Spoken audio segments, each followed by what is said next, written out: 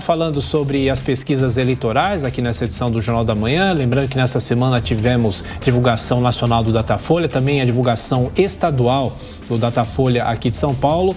O nosso comentarista Roberto Mota aqui conosco. Roberto, pesquisa Datafolha mostrando que a população aqui de São Paulo, pelo menos a maioria, nem sabe quem é o governador. Há muita inconsistência em relação à lei eleitoral. Hoje os jornais trazem uma crítica a essa legislação, da necessidade de se desincompatibilizar do cargo para se concorrer a uma eleição novamente, mas os cargos majoritários, se você vai concorrer ao mesmo cargo, não precisa deixar a vaga.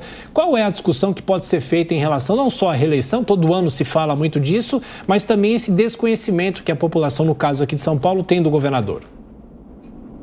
Tiago, a legislação eleitoral, o sistema político partidário do Brasil, ele contribui para alienar o eleitor do mundo político, do jogo político, né? Na verdade, o que esse sistema espera só é que o eleitor apareça de 2 em 2 anos e vote. E esse voto, geralmente, para a maioria das pessoas, é baseado numa conversa na véspera da eleição. Elas ligam para alguém e perguntam: olha só, me diz o nome de um bom candidato aí. E é baseado nisso que elas votam. A legislação eleitoral partidária brasileira é extremamente complexa. Ela tem uma série de regras e exigências que são incoerentes entre si, entre elas essa que você mencionou, né? O ocupante de cargos majoritários pode continuar no cargo. Agora, isso tudo contribui para o desinteresse do eleitor. A gente tem visto o aumento das abstenções crescendo. Nas eleições de 2020, as abstenções foram altíssimas, e esse mundo da política ele parece muito estranho ao eleitor.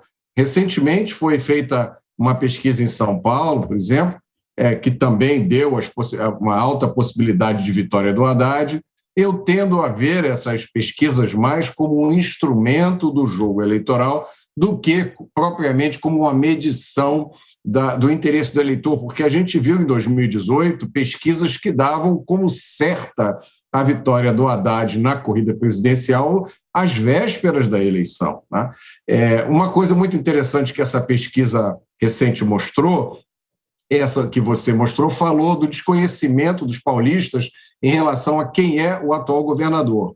Outra pesquisa mostrou que a maioria dos paulistas ainda não conhecem o ex-ministro Tarcísio, que já nessa pesquisa, na mesma pesquisa, apareceu com intenção de voto de 10%, que é uma intenção de voto muito grande para quem é praticamente desconhecido. Então, faz parte desse jogo eleitoral e vai ser crítico para os candidatos que eles cheguem nessas pessoas que não só não sabem quem são os candidatos, mas que estão apáticas e talvez planejando nem comparecer à sua sessão eleitoral para votar. E também, Roberto, você acha que o eleitor tem o costume de tentar conhecer bem o vice do seu candidato? Porque foi dessa forma que Rodrigo Garcia acabou se tornando o governador de São Paulo. A gente está acompanhando aí as movimentações de Alckmin, vice de Lula, General Braga Neto de Bolsonaro, os problemas que aparentemente Bolsonaro teve de relação com o Mourão. É importante saber bem quem é esse vice que pode vir a ser a autoridade principal no estado, na cidade, no país? Isso seria o ideal, mas na prática isso não acontece. E a gente vai lembrar do episódio curioso de quando a Dilma sofreu impeachment e Michel Temer assumiu o governo, das declarações de um grande número de petistas dizendo: eu não votei no Temer. Ora, votou sim, o Temer era vice da chapa da Dilma.